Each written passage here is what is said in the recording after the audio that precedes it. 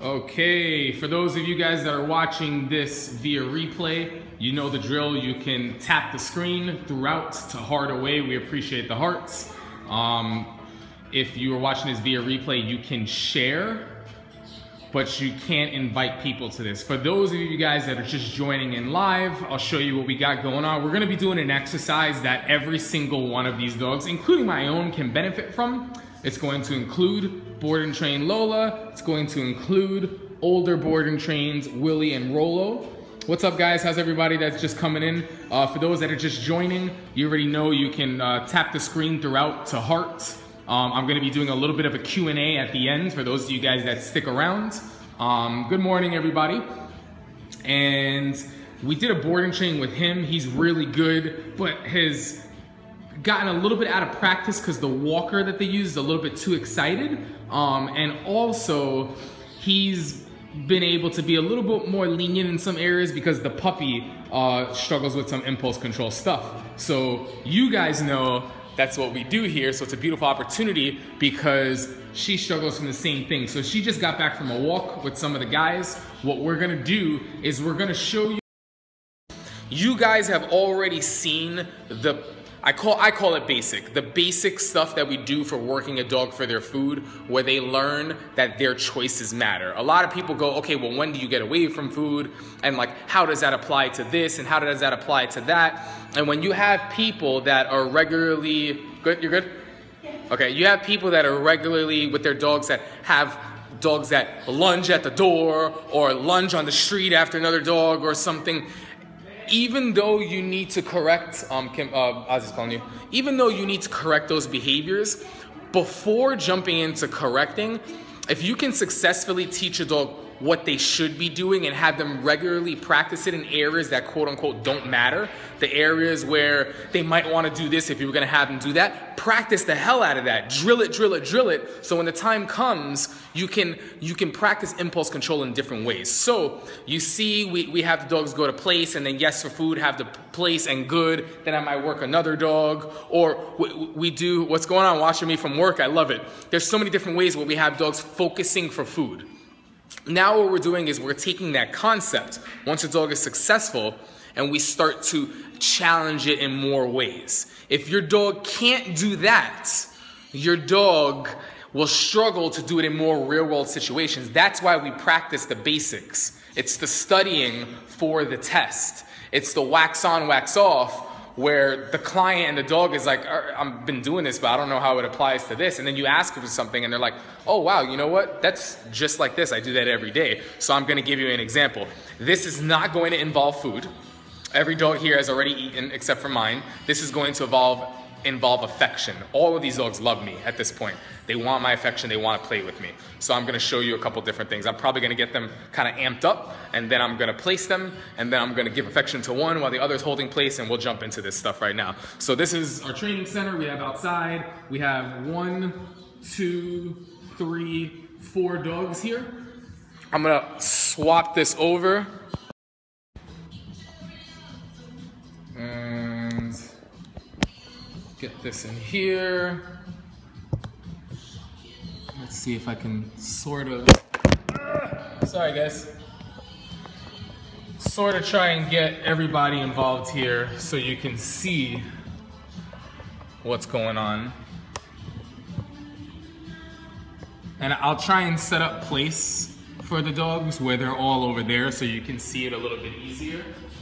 We'll start by having one placemat here, bringing one out here, and I'll take that one and bring it over here. So the first thing that I'm going to do is I'm going to take this off of her. Taking this off is not an okay to jump into explosion the second this comes off. That's the first thing you want to work on, right? Next, what I'm going to do is I'm going to bring Lola. Nope. You see, she wants to go into play. I have to interrupt that. Even though that's not a bad behavior, I'm asking for something else. It's really important. Place. Nope. Place. Good. Down. Good. Everybody's here, everybody's good. I might bring this forward a little bit. Let me see how it looks on camera for you guys. Guys, don't be stingy, hard away. Don't be stingy. Thank you, appreciate it. I need somebody to monitor. If while I'm doing this, you see the heart stop flowing, someone needs to type in, don't be stingy, get to hearting, okay? And I'll check the replay and I'll see who did it, right? So now what I'm gonna do is I'm gonna release, okay guys, okay, I'm gonna let them run around, I'm gonna let them do their thing, good job, so good. I'm gonna move this over here, right? So these guys are gonna roughhouse. Kind of play. Oh, so good. Oh, yeah. Oh, I'm going to let them all get involved. Oh, my goodness. Oh, my goodness. Now, you got to be careful with this. Don't do this unless you can control it. Very, very important. So, in the middle of this, I'm going to speak a little louder so you guys can hear me. I'm going to interrupt this now. Hey, roll up. Roll up. Come here. Place. Nope. Place. Down. Good. Nope. Down. Good. Lola. Place. Nope. Place. Good. Down. Good. Willie. Come here, buddy. Good boy. Place. Good. Down. Now, this is important. Down. This is important for a number of reasons, and I'm going to get to that in just a second, right? So go. Place. Down. People pay down. Some people will see this and they'll be amazed, right? That's not the point of this periscope. Some people will see this and go, yeah, but my dogs would never do that. That's exactly why I stress the importance of working your dogs for food and teaching them what to do to get the food. Getting your dog good on leash so you can use that tool to help guide the dog if needed. Learning how to shape and lure and target and do all these things so that you can help to get the dog to be successful.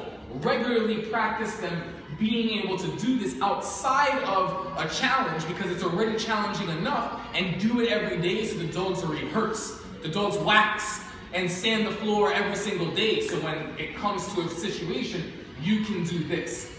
The next thing is being able to individualize, work them all together on impulse, call one dog off, get affection, place that one, get the other one, and this is going to be particularly hard for the 3 dogs, especially the puppy, because, and actually both of these guys, the ones on the far ends, because they're used to, if one gets affection, the other one has to jump in. And what happens is that never gets corrected because the behavior is not bad, the dog is not being aggressive. But if you don't work on that, then you can never do one thing with another dog. The dog's always going to be involved. If you want to pet another dog, the other one gets anxious, so you have to give him attention. Then you acknowledge the whining, and it builds and it builds and it builds, and it becomes a problem, right? So I know I kind of just went through that, but that's basically what happens over time. And then a client goes, it just happened out of nowhere. The other one's jealous, the other one's anxious, the other one's this. It doesn't happen out of nowhere. You reinforce it every single day. That's what happens, right? So now, I'm going to go ahead and I'm going to also go, right? And there might be mistakes here. And I'm going to calmly give him some affection, and then maybe I'm going to start getting excited, right? Oh, yes. Good boy, you see the mistake? Nope. Come here. Place. And I don't have any tools on them. Come here. Yeah. I don't have any tools on them because I am a little bit more advanced in the work that I do, but also I have worked with these dogs, so I know I can, like that was the worst case scenario. I had to touch him a little and like bring him over, right? But come here, buddy. So we're gonna try that again. So cool, so cool. You see, he almost got up. Oh my goodness. Oh, so good, so good. Speak. Good. Speak. Good. Speak. Good. Speak. Pretty. Nope. Come here. Pretty. Good. Okay. Good job. Place. Hey. Place. Now, because he's the one that struggled the most, down. I want to let him know what he's waiting for. So the next step, really, good job, so good. Oh, affection, oh, affection, oh, affection. action, willy-nilly. Oh, you peed. That's my fault. I got you so excited. A little bit of nervous peeing or excited peeing, right? So I'll give him a small dose of that. Come on, buddy. Next time I'll be calmer with it. Place. Good. Down. Right? Now this is something that's important. I'm going to time out because I'm going to mock this. These dogs that hold place. Because I practice it with them every day, they're going to hold it. Guys, we're going to do a Q&A at the end. I'm going to get through every single one of these dogs. Every dog that waits is being challenged. Every dog that gets affection and gets driven up, and then all of a sudden I shut it down and I place them, they're being drilled, they're being challenged, right? So this is a way to basically have real world training be effective.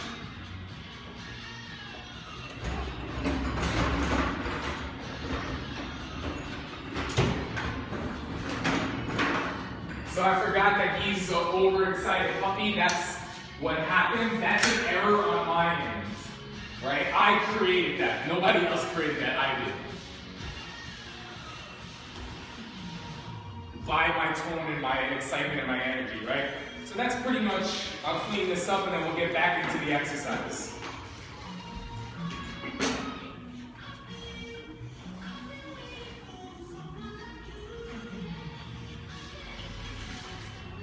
All right, let's give this another shot. Hey, do I have the heart patrol? You guys still hearting this? Who's heart patrolling? All right, so the next thing now, I'm gonna challenge him because I want him to stay. I'm gonna call his brother. Rolo. Hi, Rolo. I'm gonna be a little bit calmer. Hi, bad boy. Oh, Rolo. Come sit on the camera, come on. Come here. Look at this. Come here. Come here. Nope. Lola, down. Good. Rolo, come here. Come here. Over here. Come here, little boy. Look at this face. Look at this face. You guys can't see him right now. Come here. Come here. I'm going to allow you to jump up. Come on. Oh, yes, I know. I know. And this is awesome because they want your affection. Teach them how to get it. You get what you pet. You get affection and you get craziness with me. Oh, when I invite it. Oh, he's on his belly. I'll bring him over here so you can see. But if I'm not inviting it, don't be rude. I will address it. Roll over.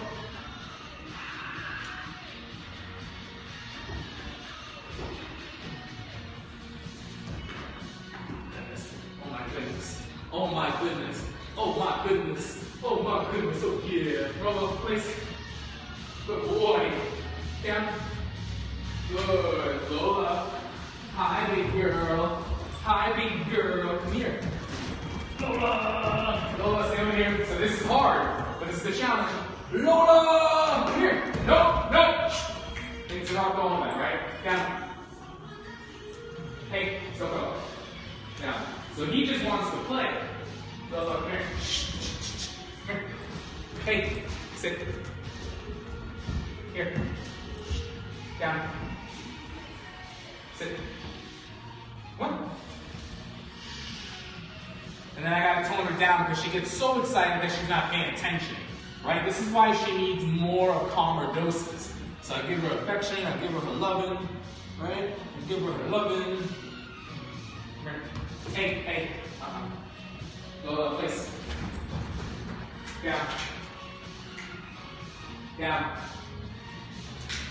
Good.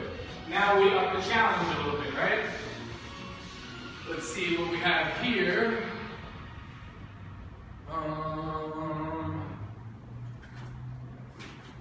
You know what? I probably have a toy in the shelf that you guys are resting on. So let me see that. Look at this, man. This is, don't wear these type of pants when you're working. All right. Are there only 3 people hearting? Is that really what's going on right now? Are you kidding me? All right. Here we go. Let's see where we're at. Right here. Beautiful. I love it. So cool. Close. No, close. Good. Through. No! Roll up. Place. Roll up, place. Down. Good. You see my timing for the interruption? I also have to be very aware that when I'm YESing him, that is directed toward him. My energy is directed toward him, not a full release. When you get good with being aware of energy and tone and state of minds, you can do that, right? So I can successfully, good, sit, pretty,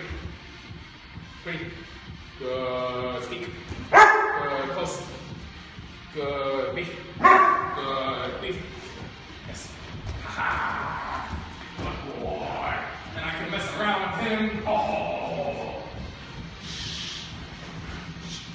so go, please, go.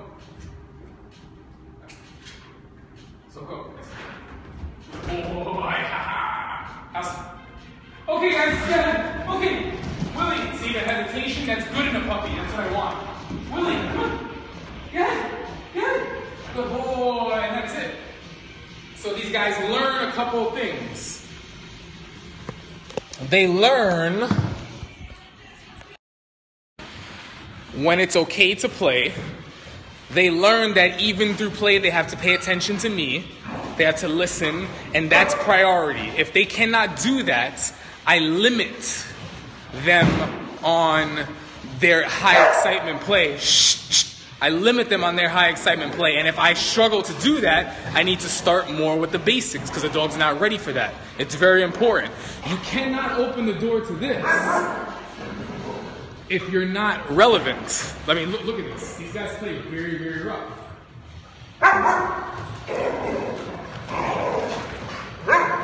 And it's 100%. I'm sorry, guys. I apologize. All right, enough. It's 100% because I allow it. Right? That's important for you guys to understand. So sorry about that connection. I think we hit a little bit of a rough patch. But it's very important that the play is not rushed. If you're not in a position where you're relevant enough, do not allow that, right? It's very, very important. That's all I want to show, guys. If you guys have any questions, we can do a little Q&A. Right now, questions about this, questions in general. Let's do it. Let's go for it.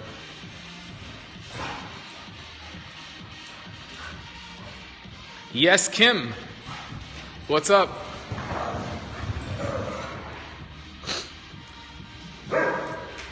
Do you ever let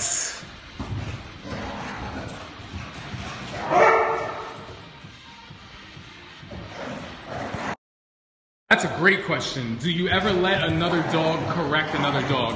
I do, depending on what I know in that dog, right? So if I know, like I let Soko correct a lot because he has officer, I say that he has sheriff potential. This is the problem. A dog that can help you with correcting and stuff, you have to make sure. None of them have remote collars on right now, but I totally could if I wanted to. But I'm just relevant to the point where I don't necessarily need it. She needs more practice with the remote collar because that's what her owner's going to help with, right? So think of this. Going into like corrections and stuff, he has the potential to want to run the show. As long as he knows that he's not the sheriff and he's the officer and I'm the sheriff, if you're going to correct by my rules, know what's allowed, and I can monitor you to an extent, then I'll allow you to do it. But I can't put all the responsibility on him. Because if all the responsibility ends up on him, then eventually it could be too much. If dogs don't respond appropriately and I don't advocate and support the appropriate corrections and teach a dog how to respond to his corrections, it could lead to fights, it could lead to stronger corrections on his end and stuff that can go south. So it definitely helps to have dogs that can correct, and he's like a master at that. Sometimes I allow him to do it with other dogs that push too much where the dog needs to get it from a dog, and Soko like who better than him, but I'm also there to monitor it and support things that are just so a dog realizes, oh, like that dog can do that and this is how I'm supposed to respond. So you can help to teach or respond based off like when your dog corrects for the other dog. And that all has to do with being relevant. So yeah, I do it all the time, but it's really based on how well you know the dog, because some dogs will want to correct, but they're not responsible enough to really hold that position. It's sort of, It's sort of like somebody that like wants to be hall monitor at a school, and then you give them the position, and it's like they're power hungry, so they have the badge, and they're writing up tickets for kids that are like walking, they're not even running, like they don't give them any warnings. It's just like, hey, you a ticket, you a ticket, you a ticket. It's like, I gotta take that badge away from you because you're not ready. So that was a correction right there. Now look at the change. I know you guys heard it, you didn't see it. That would have been awesome if we had that 360 camera because you didn't even see that. She got a little bit too rough, who knows, maybe bit a little too hard. Soko responded. Usually on those responses, when I hear it, my instinct is to, hey! And when I get that, they're so used to my switch, it happens right after that. So it's almost like that becomes a cue, or like a marker, that precursor to something happening. So eventually you teach dogs how to lay up. Because when Soko gets that strong and corrects like that, you have to make sure that the dog responds to the correction appropriately and doesn't engage and try to match it. Doesn't like, who are you to try to tell me that you can correct? So you also have to make sure that the dog that is receiving the correction is ready to receive a correction from a dog. So it can be dangerous, but if you know how to do it, it's so awesome. It's so awesome. So enough of that, but we'll go on to the next question. But that was a great question. I could actually talk about that for hours. What else do we have, guys? In the house and outside. That, Iron Shamrock, another good question. So the question was, what length long line do you prefer to use in the house and outside? I think anything from 15 feet to 30 is pretty all right. I mean, if you're outside, maybe you would want a 50. I think 15 to 30 is pretty good, depending on what you're looking to work on, how big your house is and stuff. But yeah, usually you just want something longer than 6 to 10 feet, because you need a little bit of help, especially if a dog is struggling with impulse control, stuff like that. All right, or you're trying to work on a recall. What other questions do we have, guys?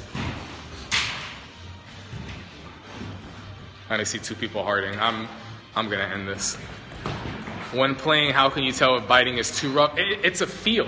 It's not necessarily biting, it's the state of mind. If you're not in a position, and this is the thing, if you can't interrupt, right now, if I'm not in a position where I can, hey, where I can do something like this, hey, sit, Soko, sit, good, Willie, Rolo, sit, hey. So right there, you see how she struggles? Sit. Good. Rolo, sit. Good. If I'm going to ask for something, you're going to hold it. If you can't get this, you're not ready to let that type of excitement in your life yet, because you're not relevant enough yet. You can do it. Nope. Right there, interruption. He's just thirsty. Sit. Doesn't matter, though. Okay, good. And this is not like this is like a no. Hey, sit. It's not that this is a super big deal in this situation, but this is the practice for everything else. Okay, guys. Okay, go ahead. Oh yeah. Working on recall with a long line. Do you use leash pressure when there's no response? I typically use leash pressure as my first response anyway, because the dogs know recall before I start to teach it on the remote collar. So all the things that I teach on a remote collar, a dog already knows how to do. And then we're just introducing that. So that way, if like they're not responding a certain way, they have the training wheels.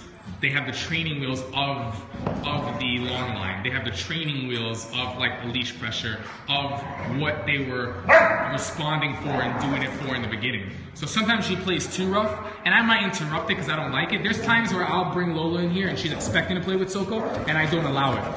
And there's times where she goes in here and I go, ooh, you know what, I'll correct that and interrupt it. But then there's times where I'll say, you know what, I'm going to let this play out because I know when it becomes too much, Lola's going to correct that. Right? Oh yeah, she does. But then what she used to do is if another dog came in, she would growl and or show her teeth. You better believe I correct that with intention, harshly, so that she knows that is unacceptable. And that's how she actually learned to like play with other dogs and stuff, because that behavior is not allowed. If you can't deal with that, I won't put you in that situation. But if you want to be able to play with Soko, you have to learn how to hang out with all this. Ears back are great. You typically want ears back when you're working with dogs in a lot of situations. Yeah, ears back is really good. You don't want ears forward. Ears forward, especially for you, that's trouble for you. With a little bit of excitement, you'll see ears forward in like situations like this, but you typically want ears back. Submissive is a good thing. There's a variety of ways. It depends on how relevant you are with your dog. A correction is, this is the thing, a correction is anything a correction is positive punishment, right? So positive punishment is something that is going to, anything that is going to decrease, or I'm sorry, basically decrease the likelihood of the behavior happening again. So anything can qualify as a correction. That can be verbal, that can be with physical touch, that can be with leash touch, that can be with remote collar, that can be with a can of pennies or marbles, but it has to actually be effective in reducing the likelihood of the behavior being repeated.